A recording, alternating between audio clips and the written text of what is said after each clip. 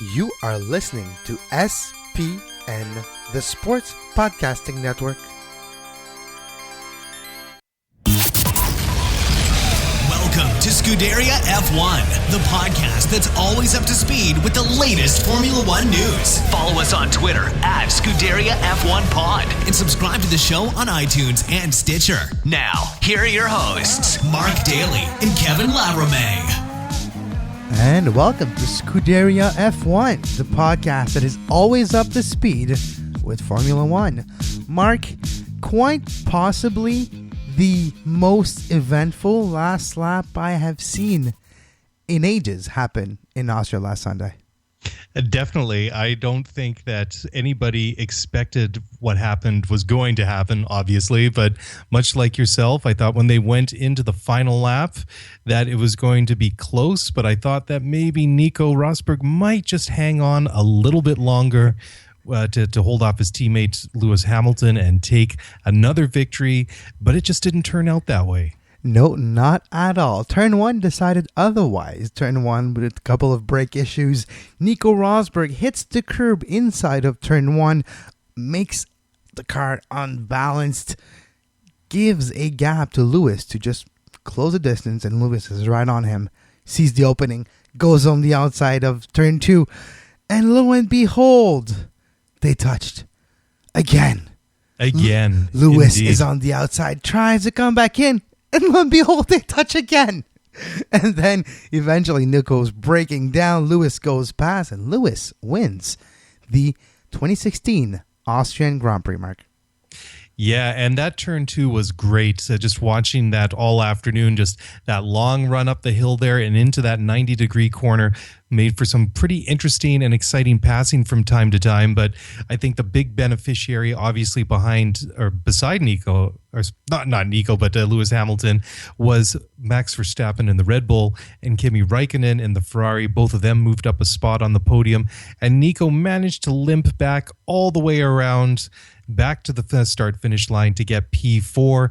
I think that if that race went one lap longer, it would have been bad for Nico, and it would have been good for Kimi Räikkönen, who may have just needed that extra lap to take Max Verstappen in the Red Bull. Exactly. The Ferrari of Kimi Räikkönen was not the best in the beginning, but like a true veteran type of fashion in the cars nowadays, F1, there is some adjustment they can do on the cars during the race, adjusting levels, temperatures, sensors, and anything they can do with those little 3 dials that have like 22 switches each dial. They can do stuff with the car. And a experienced driver like Kimi puts the car in a better spot at the end of the race and in the beginning. And in that last lap, he was gaining on Verstappen, and he was gaining time even on a Hamilton, not to the extent that he was probably caught him, but at least wouldn't have been far off. But yeah, that last lap would have been the penultimate lap instead of the last lap. Would have been even more different. Nico probably would have been black flag, not finished the race. Lewis would have won and would have brought the lead back from 11 to maybe 5. It would have been nothing heading into Silverstone. You would have had a Max Verstappen. It would have been crazy if it was not even the last lap, but this happened just a lap before.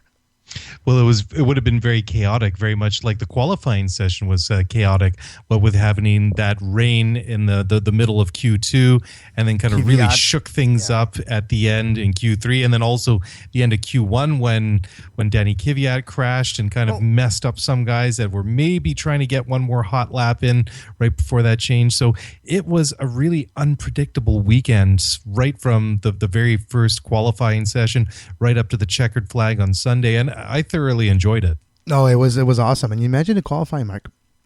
When we look at the qualifying, the end result, because of the weather, the temperature at the end of the track was drying because it dries really quickly in this new refurbished pavement, by the way, on the Red Bull Ring.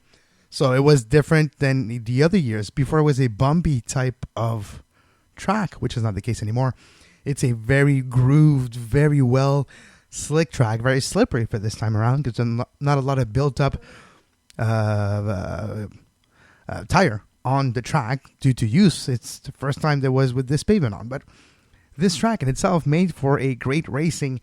And I have to say, because of the weather on the Saturday and the weird qualification, we had drivers kind of out of position on the starting grid. Just look at the Jenson Button that started third.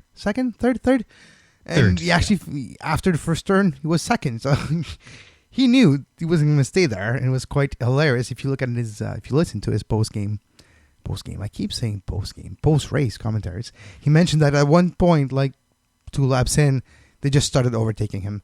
Front, right, left, in places like you would never turn, like never realize. Oh, turn 3, what? You just went past me. Oh, turn 4, oh, 2 just went by me on each side. What is going on? That's what happens when you don't have a Mercedes engine. Well, he did very well, Button did, because he ended up in P6 when it was all said and done, behind Daniel Ricciardo in the Red Bull in 5th, and then ahead of Romain Grosjean in the Haas Ferrari, who had, I think, somewhat of a quiet race. It was a little bit of a surprise to see him there all the way up in 7th, but that was good because Haas, although they had a pretty good start to the season, have hit a bit of a low point over the last couple of months. It seems it's been several races since they had a good outing, so it was good to see Grosjean bring it home in P8, and then his teammate Esteban Gutierrez in P11. So he just missed out on the points, but the one person that did take that very last point was Pascal Wehrlein in the Manor, the MRT Mercedes. What a good story that was. And it was, 1 second to midnight away from this not even happening, from him maybe even penalized and not even starting the damn race. Why? Because he went 1 box too far on the starting grid. That was extraordinary. And he did the one thing that nobody had ever seen before, and the one thing that is actually probably going to lead to rule change, because if you didn't know, you're not allowed to reverse on pit lane. But there's no rule in the book that said you weren't allowed to reverse on the starting grid. Technically, you're not supposed to. You're not allowed to reverse. And every commentary, I listened to both in French and English to see how they would have reacted. And both are saying, what is he doing? What is he doing? He's going to get a penalty. It's not normal. He's not allowed. The rule is this. In other type of racing, like DTM, where Pascal Wehrlein is from, and that's where he got his knowledge of racing from, when the first red light hits, you're not allowed to move anymore in the car. That is literally, your hands are on your steering, you're not moving, because they don't want you to do any maneuver whatsoever until the last one is off. So you're not moving. You're not supposed to. Same applies for F1. But before that, you're allowed to. And once the green flag is waved, which tells the starter guy that has the hand on the button, another quick story I'm going to say after, once that green flag is done, the green signal is literally done. So the guy in charge pressed the button to light the first sequence of the red. But until it's lit, you're allowed to move in this change. So here's what happens. He's in the wrong box. The flag's about to be waved. You see him frantically switch to neutral, reverse, get back, trying to switch, and put it back in the right mode, because he had to switch those dials again to put it at the right mode to start, because it's a special mode to start the race this way. So he had to do all that in like 1.1 second. And when the red light was open, he stopped moving. But we have to say, he was lucky, because I forget his name, but the person in charge of lighting the light sequence saw him. And they're like, fine. They waited like a second or two to give him time. So let's just say Pascal Wehrlein, in that one point, have to say a big thank you to the person in charge of the lighting sequence of the starting. Well, definitely. And that was from some very quick thinking on his behalf, because I think that most of us probably would have sat there for 10 or 20 seconds pondering what to do. What do I do? What do I do? What do I do? What do I do? Oh, my God. What have I done? What have I done? Oh. But that was incredible. I don't think I've ever seen a Formula One car do that and reverse a spot. Actually, I think I've never seen a car reverse. I've never seen an F1 in reverse before, literally. Outside of when I play like a video game, because I do need to do a lot of reverse when I drive, because, well, quite often I am in the grabber, like in the pit. So, yeah. And off in an area off of the track or somewhere where you need to turn around and get back going again. Exactly. I completely understand. There's a reason why I do what I do for a living, and it's not driving a Formula One car. Well, we love to talk about it. Here's a question for you, Mark. In the last lap, Nico and Lewis, what is your take? Because there's been talk now to death. Was it Nico's fault? Was it maybe Lewis not necessarily giving the whole space he said he did? What was your take on it? I think that Nico did try to outbreak and try and push Hamilton as much as he could and make it as difficult as he could. But the combination of the brake-by-wire system malfunctioning and the rapidly degrading tires, led to Nico applying the brakes and just not slowing down and stopping, or not stopping, but slowing down to the point where he expected to and continuing on a little bit further, because I don't think that was Nico's intent, was actually to crash into Lewis Hamilton. I definitely think that he tried to push him as far as he could, maybe get him offline, maybe just disrupt his momentum, and maybe just make him just run a little bit wide, and then just give himself that extra little bit of breathing space that he needed to hopefully make it the other 3/4 of the way around the lap and then take the checkered flag. Obviously, that didn't happen. He went into the corner quite wide, actually, and they came together, but this time it was Nico that suffered all the destruction, if you will, because his front wing came off and there were sparks flying everywhere, and he didn't really have all that much room when he came around. He did finish fourth, but he was only about 4.5 seconds, 5 seconds ahead of Daniel Ricciardo in the Red Bull, who I think was a bit of a disappointment in this race, but we'll get to that a little bit later. But yeah, I think that Nico was the one that should take the blame for it. I was actually surprised that the stewards penalized him afterwards, but when it was all said and done, I think that the blame was apportioned correctly, and it just didn't work out for Nico. Could have been worse, but I was thinking to myself, if he managed just to hang on and say Lewis passed him, takes P1, wins the race, but he still manages to keep his car intact, he still would have been able to hold off Max Verstappen and Kimi Räikkönen, I would have think. Yeah, exactly. And P2 would not have been a disaster, considering he did qualify in second, but then he took that five grid space penalty because of a gearbox change. So he actually did quite well when you look at it, where he started from on the grid, but where it could have been a lot better. And again, Nico Rosberg has never won outside of starting on the first line of the starting grid. He has never won a race starting outside of top 3. Yeah, and he did. He came very close this time. I actually feel a little bit bad for him. Yeah, but that's one thing. And some devil's advocate would say for Nico Rosberg that when you do, that's going back to turn 2, where the first contact appeared. When you have the inside of the turn, you are technically the one that dictates when to turn. And maybe Nico was like, right, I'm here. It's my inside. I see you out there, Lewis. I see you. But I'm going to decide when to turn. And you're just going to have to follow me. And this way, I'm going to still have the advantage coming out of the turn. And Nico just maybe wanted to do this. And Lewis wanted to do his own thing. Say, look, I'm going to leave in space, but I'm just going to do what I want to do. And we saw the result. Definitely. I think that it was Nico maybe trying to muscle Hamilton a little bit, like Hamilton did to him in Montreal a couple of weeks ago, and it didn't work out for him that time, obviously, and it didn't work out for Nico trying things on the other side and trying to apply the pressure to Hamilton. And the interesting thing that came out after the race was that Mercedes team boss Toto Wolff said that Mercedes is now considering implementing team orders going through. Now, this team orders business sounds very much like something you'd hear coming out of a garage a couple of spaces further down the pit lane from Ferrari. But Kevin, I've got a 2-part question for you. What do you think of team orders, and do you think that Mercedes should implement them going forward? Just to clarify Toto's comments, he said they don't want to do team orders, but if it continues to happen, there's no other way to justify it to the people that put money in our team that both cars take each other out. Then you have to go with the one team. They want to let each other race. They say they owe it to the fans, they owe it to the sport. But at the end of the day, if a championship of Mercedes is in jeopardy because of the way 2 drivers are reacting to each other on the track, you kind of have to put your foot down because they haven't reacted to the comments that you made. Now, it's a couple of times this season, and we had the 2014. It's a lot of history and a lot of bad blood brewing between the two. And we see this happen on the track because less and less respect seems to be given to each other on the track, car to car. They're not even afraid to touch each other, which is not necessarily the case with basically if you don't outside of sober, because we did see them in Monaco.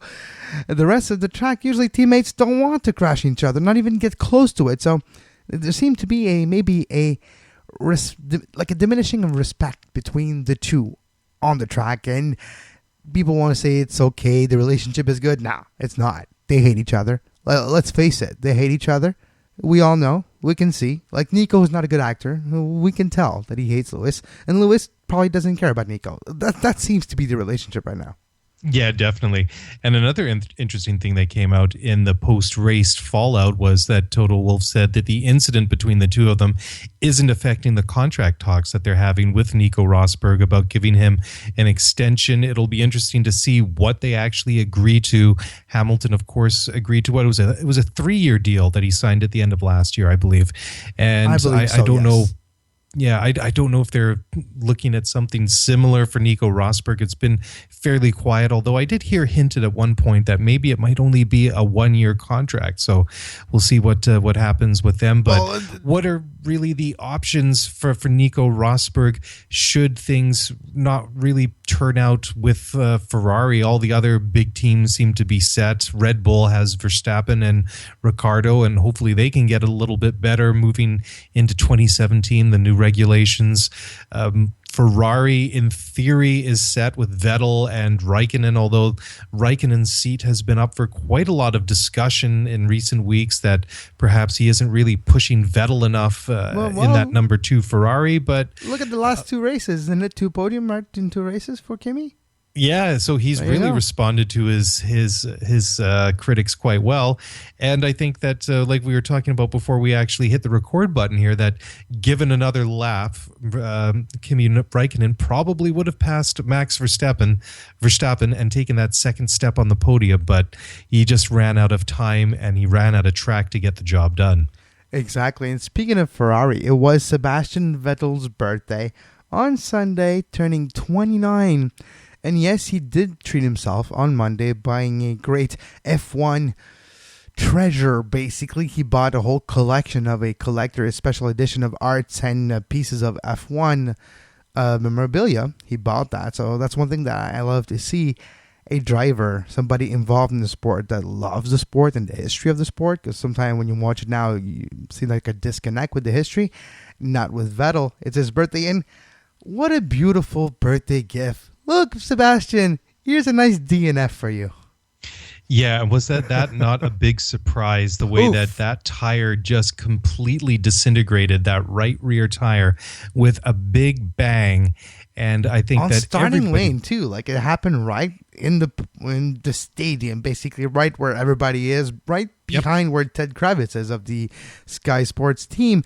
And he heard the big pop and everybody was like, what is that? Well, that's it exactly. He came across the start-finish line and he was just going up the hill into turn 1 when that right rear tire let go, sending him into a spin, and he hit the Armco barrier on the right-hand side of the track, and then reversed backwards across the track, barely missing I think it was one of the Manners, was it not? Or was it one of the Renaults? Anyways, it was one of the slower cars. I think it was Renault, actually, yeah. Yeah, and then right behind him, though, several seconds behind, was Nico Rosberg, who collected a bit of debris, and then he also went on with that loose barge board on the left-hand side, on the front left of the side pod. Anyways, he was very lucky that he didn't back into anybody when he was going across the circuit there, because once that tire blew up, it threw him into the Armco, and he was just a passenger, and just the momentum took him back across the circuit, and there was just carbon fiber and debris everywhere, which led to an immediate safety car, which really slowed the field down, of course, and we had 5 laps under the safety car, and well, once it got going again, it was Nico got it all right and led the pack out nicely. But there was, going back to Vettel, there was quite a lot of discussion that, very much like Spa last year when he had a tire let go on him at the end of the race there, that perhaps Ferrari had waited too long. He did, 27 or 28 laps on those super soft tires. And there was a lot of discussion that he just went too far, that the tires were really degrading, but that doesn't appear to be the case. Pirelli has said afterwards that they have done an investigation, and the cause of the puncture was most likely the cause of running over a piece of debris, which led to the failure. And they've passed on all their findings to Ferrari in the sake of transparency. But it was, it's interesting, because I really thought that perhaps he'd left it too long, because his tires were looking pretty worn out. And he was going to leave it any longer. That's the thing. He was on one-stop strategy. And in the words of Toto Wolff, he would have made it past that stop, and with those tires correctly, he would have won that race, because it wasn't quicker. But that strategy would have been the right one. And that was the goal for Lewis before that, too, before with the undercut and everything with Nico. But just to go back to Sebastian for a second, if those tires would have lasted longer, because it would, Verstappen, same tires, super soft, 54 laps on them. So it would, if an 18-year-old, yes, talented and skillful as he is, Sebastian Vettel is as good as anybody to take care of those tires. So a lot of people were saying, well, especially questions arose after that pop, because you're like, is it because he didn't manage properly? Was it maybe the car isn't adjusted properly? The camber of the wheels are a little too slow. So people were looking into it, but it seems like it's debris and not driver or team error. Definitely. And I think that was just... I think that Ferrari has left themselves open to that criticism and at least that speculation, because they've made some questionable calls when it's come to pit stops and strategy throughout this year. And then even going back to last year, I mentioned Spa. So that definitely was a logical conclusion at the time. But when we did see Verstappen do 54 laps on the identical set of tires, that in theory it was possible. And also it was interesting too, when it came down to the second stop for both of the Mercedes, Lewis opted for the harder soft tires, and then Nico opted for the super softs. And then he was going through that more tire degradation, which also led to some of the problems that he had at the end of the race there. Exactly. But the tire strategies in general were very interesting just across the entire field, especially at the front of the pack.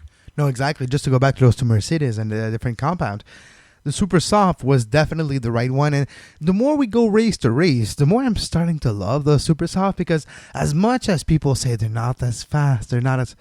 Well, you know what? At least they're consistent, because the other two compounds are not that consistent. You can't necessarily rely on your data, because they change with the amount of variable that can change on like this.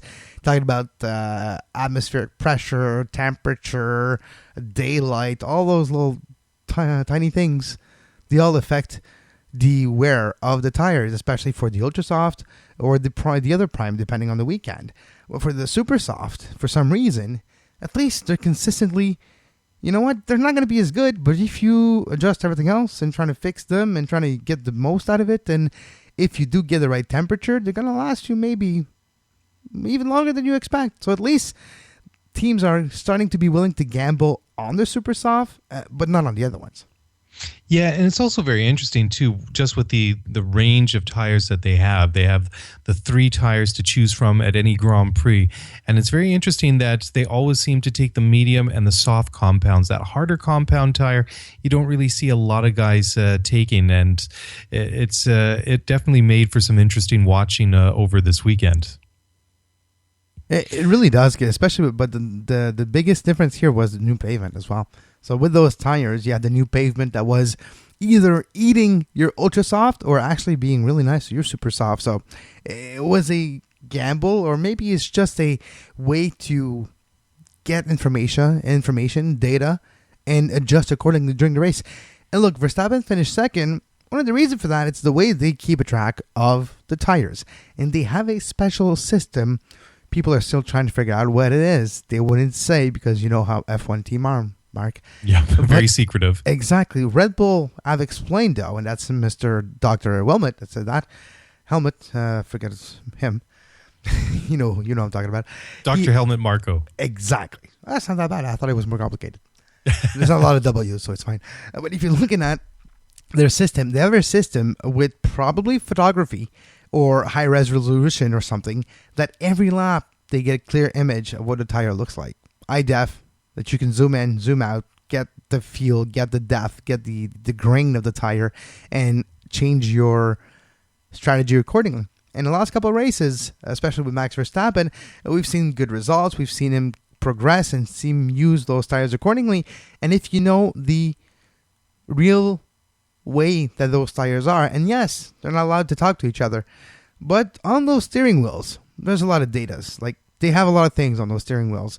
And the state of their tires is probably one of the things they actually have data on, that if they know how to assimilate the data, they can see and feel and understand where their tire is. So that system for Red Bull might be even more important down the road when we're going into the late stretch of the season, where the cars technically should be closer together. So those little marginal gain will become the difference between a win and a loss. Yeah, and definitely. And I think it's also interesting, you just sort of touched on this high definition photography. And I think that it's very cool, some of the imagery that you get just on the television, just some of the slow motion images and pictures that you get of cars going through corners or pit stops, things that literally happen in the blink of an eye, and just the quality of the high definition cameras and the pictures that you get when you see a car going into a corner, locking up the brakes, and you get the tires, you get the flat spot. Something that literally happens in a second or less is slowed down to 10 or 15 seconds, and you can see it happen bit by bit, and it's really fascinating. And you can see, just sitting there watching on your own couch, just the state of the tires, and not even in some of these slow motion photography bits that they put in there as well, but just some of the actual pictures that you get. It's so clear and so good now, you can see what's basically happening in real time. So yeah. Of course, if we can see it at home, I'm sure that the teams themselves, like Red Bull, like you were just saying, probably have a much more sophisticated system in place to monitor every single aspect of the car. Yeah, I just have a little tidbits of information here. If you go back to the podium after the race, Mark, when Lewis Hamilton was on top, a lot of boos. And there's been a couple hypotheses, and there was one that was presented on the broadcast by Ted Kravitz, but that was elaborated after the broadcast even more in depth. Seems like because, the motors are quiet, because the engines are quiet compared to prior years, there were a lot of people in the stands, and the volume was up for the commentaries, and I don't remember the language. I think it was the Austrian commentary. And they were saying during the altercation that it was Lewis's fault. So that was the reason, maybe, Lewis Hamilton was getting booed, because the people right in front of him were told for the last 10 minutes that was Lewis's fault, even though it wasn't. So that's a possibility. Or people are saying, oh, it's because of the Brexit. You want to leave Europe? Then we're going to boo you when you're in Europe. I doubt that's the case, but that was another hypothesis.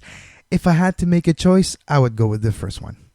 Yeah, I would think so too. It would probably be more of the former rather than the latter. And also you could see that a German driver would probably be a little bit more popular in Austria than an English driver. Yes. Especially when the two have a coming together. And all the big name Austrians that are in the Mercedes team, like Toto Wolff and Niki Lauda. So Well, you are familiar with the expression, it's a physics law, I believe, Huckham's razor. Yes. Well, that's the case simplest here. Explanation is usually the correct one, isn't it? Exactly. Yep. So that's why I believe he got booed at the end, and not because of the Brexit. I would totally agree with you, Kevin. Another tidbits of information, and this is for the future, but Formula E, the electric, the highest level of electric car racing, managed and founded by the FIA, Fédération Internationale de l'Automobile.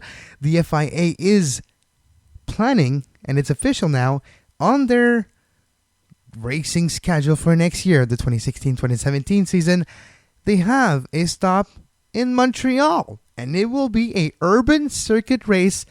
Probably, in my opinion, if I can read between the lines, you have to believe it will pass in front of the Hôtel de Ville, because Denis Coderre is the mayor, so it has to pass in front of his office. And it's going to be in the old Montreal and part of downtown. If I'm have to put money on it, you will see it on St. Paul Street, you will see it on Notre Dame, and you will see it somewhere on Saint Laurent. Those are the type of places, those tracks. The Formula E's mission statement is two things. Is to showcase what electric car racing could be. Show how all the advancement of technology put in a racing situation with electric car could create as a championship. And the second one is to highlight places, events, cities, and landscapes and institutions.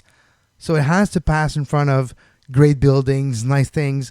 Bell Center might be one of those. When it comes to big cities, it enhanced the cities and it takes what the city has to offer to show it next to the track. So those are the mission statement of Formula E. Jean-Todt, the president of the FIA, is a big fan of that, and it's kind of his baby. And we are going to see a race in my neighborhood, and I will definitely be accredited for this one. Trust me, it will be a great day. That's very cool. Any idea when it might be on the calendar for next year? And if it was me, I would say probably, because it's a 2016, 2017, it's too early. So I would say probably late in the 17 season. I haven't seen the calendar. I don't know if there are date or tentative dates yet. But I have to believe it's in July. Probably. I'm probably mistaken here. So if you give me a couple of seconds, I will get you the date. So I would say, Mark, probably at the end of the calendar of the 2016, 2017 season. Probably late spring, early summer, but probably way earlier. So I would say maybe May, because you don't want necessarily to be in town at the same time as Formula One. Yeah, that would be a very poor time to time both of the races. And I also wonder if it might be something that might end up in this neck of the woods in Vancouver at some point. Definitely that electric car technology is something very West Coast, something very Vancouver. And, we like showing off our city and what we have to offer, and it could be a good fit here. So we'll wait and see. Perhaps Formula E will also make it out here at some point next year as well, or maybe sometime in the future. We'll have to wait and see. But before we go on to talking about the British Grand Prix, let's just back up for a second. We were just talking about the podium presentation and interviews at Austria. And she was the worst. It wasn't the greatest, was it? She was the worst. First of all, if you don't know who she was, Naomi de Miguel, journalist and movie star, sports journalist and presenter from Madrid in Spain. She works for a movie star and Telefonica and all that. And that was the worst post-race interview I have ever experienced in my entire life. It was very painful. Some very poorly thought out questions. Like, I wanted to scream and yell. No, ask him this. Ask him this. Don't say, that's all. That's all, Lewis. Yeah, Lewis, that's all. Oh, ask him a real question. God damn it. Well, I think Lewis was definitely being very polite and answering the questions without, or perhaps maybe in a nice way rather than maybe answering in the way that he really wanted to. Whereas Max Verstappen, I think, answered the question that he thought she probably should have asked instead of the question that she did ask. That's the best way to put it. Like, okay, I'm going to give you the answer that you would have had if you would have had done your job properly. Pretty much. And then Kimi Räikkönen answered the questions the way that he always answers, with the minimum amount of words possible. Work hard. It wasn't easy. It was hard today. Yes, podium, no yellow. I would have overtaken Max. Not easy, but Ferrari, we're not that fast, but we got better. That's the gist of it. always insightful stuff from Kimi Räikkönen, but it was also very interesting too. We've talked about it before in previous shows, just how cool it is when they come in after the race is finished into that holding area before they go up onto the podium, and there's nobody there. It's mic'd up. They just have the cameras on, and they just let they just broadcast and let what happens, and sometimes it can be quite interesting to hear what goes on. We talked about Danny Kvyat and Sebastian Vettel earlier this year in China, when Danny Kvyat said, "Hey, I was racing. What were you doing?" When that infamous infamous overtake at the beginning of the Chinese Grand Prix. But there was also some interesting things said this past weekend at the Red Bull Ring as well. Can you imagine if Nico Rosberg would have finished on the podium? How interesting that room would have been. Oh, cold as ice. Cold as ice. Cold as ice. Sacrifice. Yep. That's the thing, though. They're willing to sacrifice a little too much. Definitely. So why don't we take a look now at the British Grand Prix that is coming up again this weekend, which is great. The very small break in between here. And, well, last year Lewis Hamilton won. He had the pole position, and he ended up winning the race. Rosberg was in second. Vettel was third. Hamilton also had the fastest lap of the race. So what are we going to see this weekend? Are we going to see Nico Rosberg take it to his teammate, or is Lewis going to get an extra boost of horsepower in front of his home fans at Silverstone and close that gap with his teammate Nico Rosberg again? Will be interesting. We'll see how many upgrades are involved as well, because some of the teams like Ferrari had some new upgrades for Austria, but the result were not conclusive after the test on the early Friday morning, so they just took them off and went back to what it was before. We'll see if they fix the problem and if there is any upgrades for this Grand Prix in Silverstone. The temperature, the weather will be always a factor. It's in England. After all, it's in the UK. There's a very good probability it's going to rain. That will probably give a chance, or at least a standing chance, to other team than Mercedes. If not, if it's a sunny day, well, might be what we haven't seen in the last few races, an easy domination for Mercedes. Yeah, and it will be very interesting to see what happens, how Nico recovers from what happened in Austria. I always find that when it comes down to Nico and Hamilton, it seems to me that Hamilton always comes out on top. He always prevails, and I think that he can get inside Nico Rosberg's head. And even though Nico's had this great run of form and had all these wins at the end of last year and this year, it seems whenever they come side by side on the track, you just always have to put your money on Hamilton. You do. It's his home race at least. And for Lewis, winning at Silverstone is something special. Jenson Button will be interesting to see. I don't think they can really be able to replicate the results of Austria in Silverstone, but Silverstone can be interesting when the weather is a question, and again, it probably will be. So I'm looking for a team like Williams to bounce back, though. Tough day for Williams last week, and we're talking about it. They had to retire Massa's car because, well, they couldn't. There was a problem, and they couldn't fix it. They couldn't figure it out, and it was not safe necessarily to leave it that way. So, and not an easy day for Williams. I expect them to bounce back with new upgrades for Silverstone as well. Yeah, they were very disappointed in Austria, and they said afterwards that they couldn't really pinpoint why they didn't have any lack of pace. And the one thing that they did try to put their finger on, and as an explanation, was the newly paved surface around the track. But they were just very disappointing there, and they've gone well at that track the last couple of years. So we'll see what happens at Silverstone this weekend. But that's kind of where they started their resurgence, like 3 years ago. That's where they kind of started winning, and not winning, but like being a podium, and then they replicated that result, and it started that new good run for Williams. They finished third. Now they're back and forth in the championship, and they're looking at teams close to them. So maybe they're done their nice run, but that's where it all started. Yeah, you're completely correct. And another thing I was looking at, Will, you're talking just now, that if Lewis Hamilton can actually win this weekend, it will put him with some elite company. He already is an elite company. He's won the British Grand Prix 3 times in 2008, 2014, and 2015.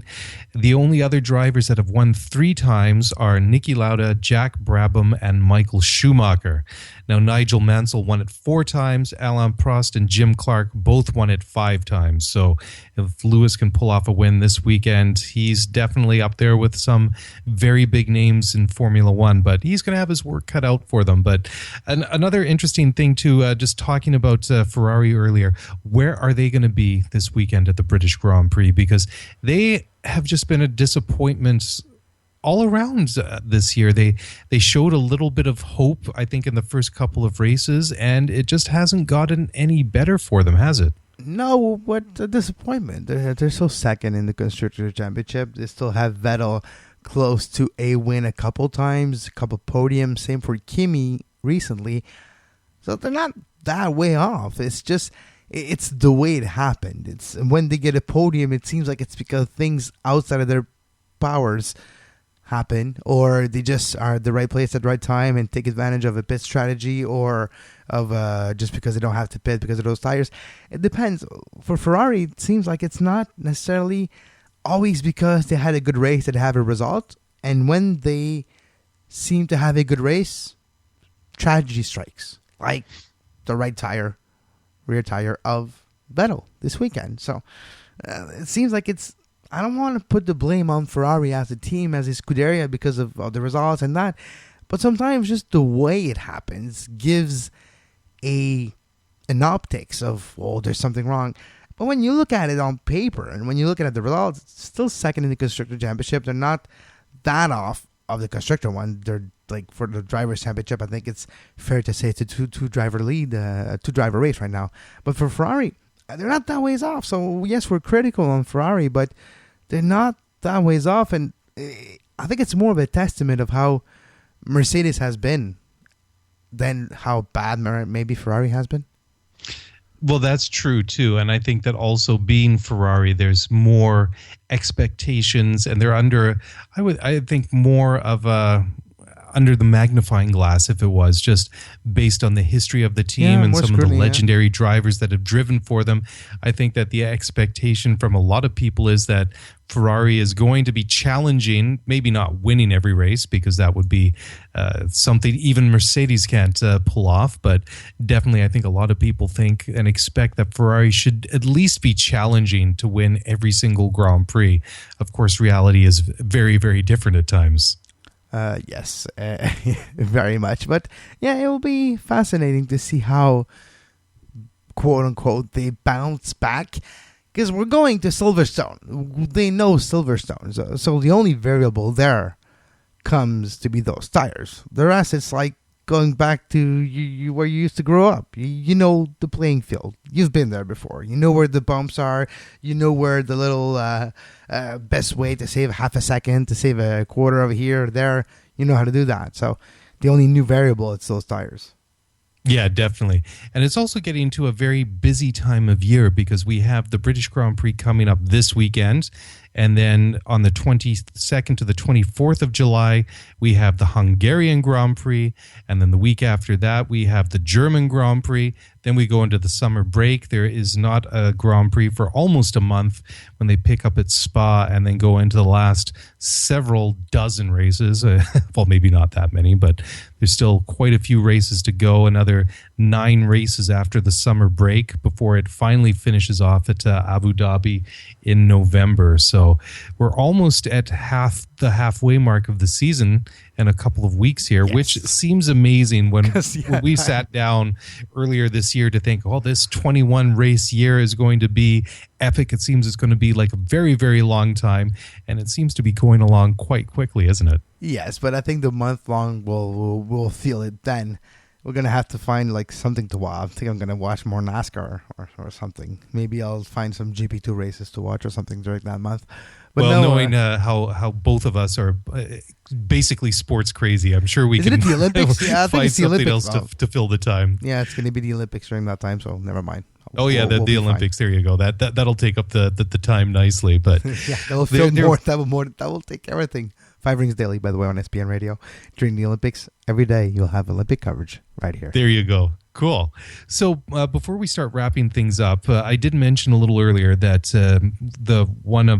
two drivers have won the British Grand Prix a total of 5 times. One was Alain Prost, who many listeners may be familiar with. Definitely you and I are, having watched him race when we were both growing up. But the other one is Jim Clark. Now, Jim is from an earlier generation. He was born on March 4th, 1936, and brought up on the family farm in Scotland's Berwickshire Hills near the English border.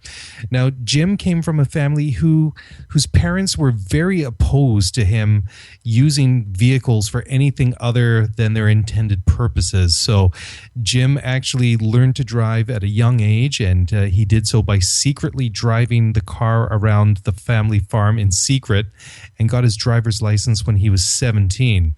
He then bought a Sunbeam Talbot in 1956 and began to use it in local rallies and driving skill tests. And he was soon winning club races in a variety of different sports cars that he entered thanks to some very wealthy friends and enthusiasts that provided him with these fancier and faster cars.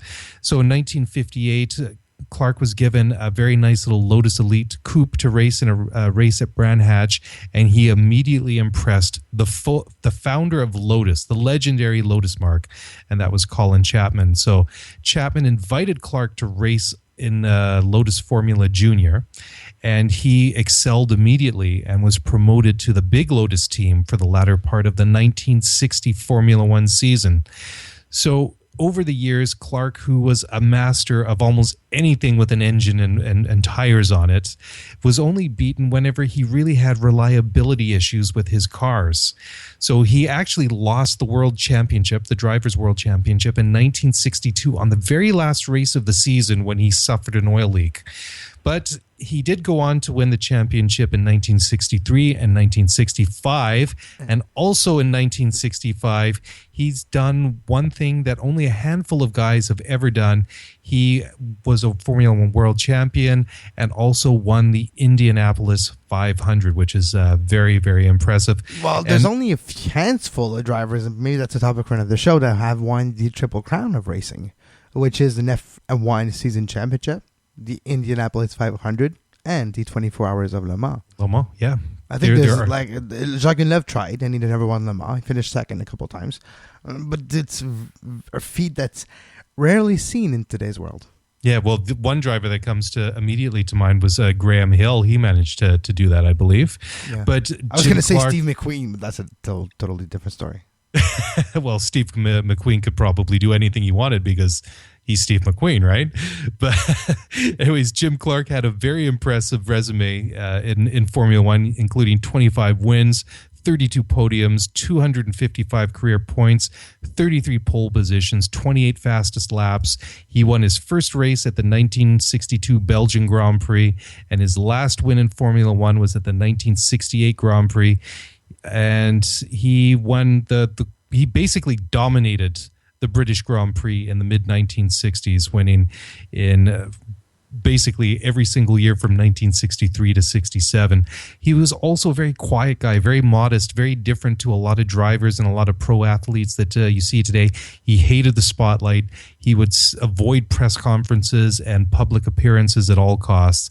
And he wasn't also a very technically minded driver. He was naturally gifted, and he couldn't really explain where all his speed came from, and quite often he had to explain what he wanted the car to do and would have to almost be translated by an engineer or a mechanic to put that into reality, to make those changes physically to the cars. But he also seriously considered retirement several times during his career because he witnessed several horrific accidents in which both drivers and spectators were killed. And sadly, Clark himself lost his life on the April 7th, 1968, when his Lotus suffered a punctured tire while racing in a Formula 2 race at Hockenheim in Germany. So he is our driver of the week, and I thought it was a good one to bring up considering going to the British Grand Prix this weekend, and he is one of the all-time leaders at the circuit there.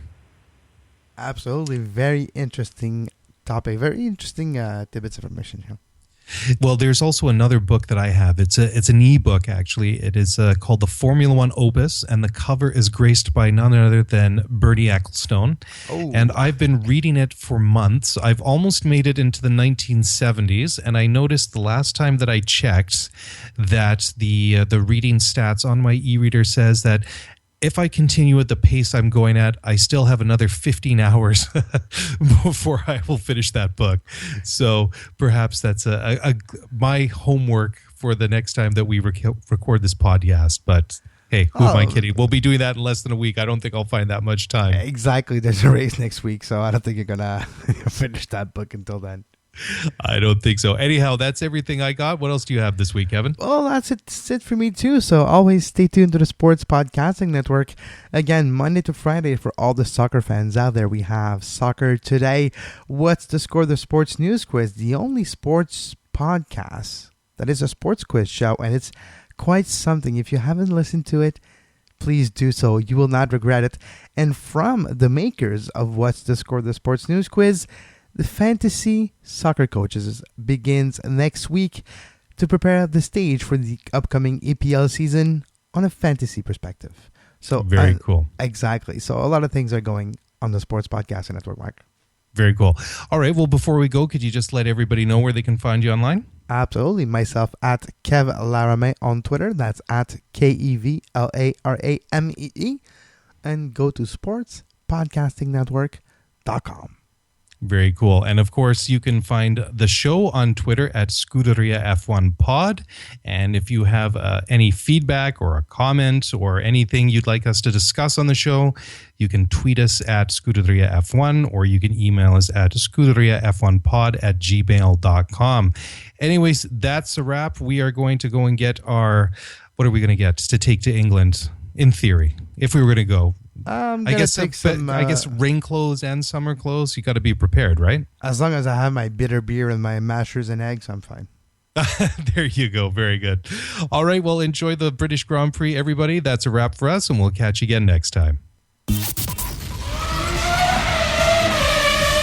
Thanks for listening to the Scuderia F1 podcast. If you want to get the show notes for this episode, then head over to ScuderiaF1pod.com. Want to get in touch with us? Then email us at ScuderiaF1pod@gmail.com. You were listening to SPN, the Sports Podcasting Network. Visit us, sportspodcastingnetwork.com.